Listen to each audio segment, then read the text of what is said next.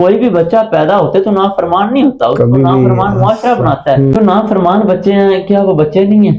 ظاہر ہے بچے ہیں, क्या वो हमारे मुआशरे का हिस्सा नहीं है? حصہ ہے. یہ نافرمان بچے بھی تو آخر بچے ہیں, وہ بھی تو انسان ہے, وہ بھی تو ہمارے معاشرے کا حصہ ہیں. ایسی کون سی وجہ ہے جس نے ان کو نافرمان بنایا ہے؟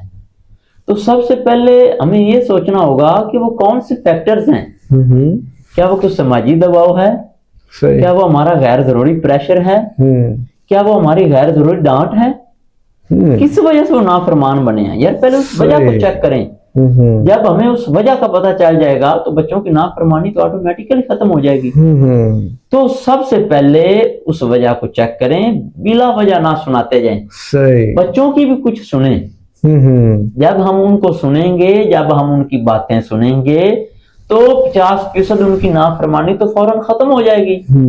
ان کو پیار سے سنیں, ان کو سمجھائیں. یار بچے نافرمان ہیں, ہے تو بچہ نا, یا تو ہم اس کو بچہ کہنا چھوڑ دیں.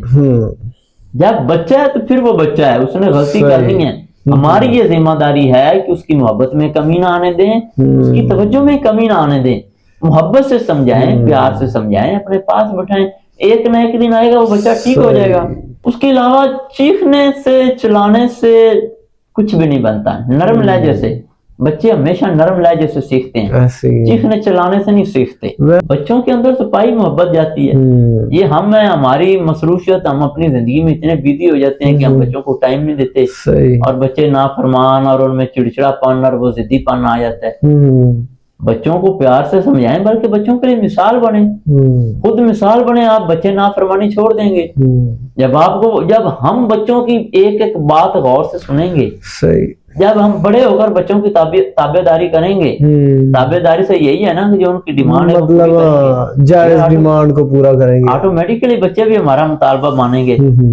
کیا بچے فطرتی طور پہ نافرمان ہیں؟ کبھی بھی ایسا نہیں ہے. کوئی بھی بچہ پیدا ہوتے تو نافرمان نہیں ہوتا, اس کو نافرمان معاشرہ بناتا ہے.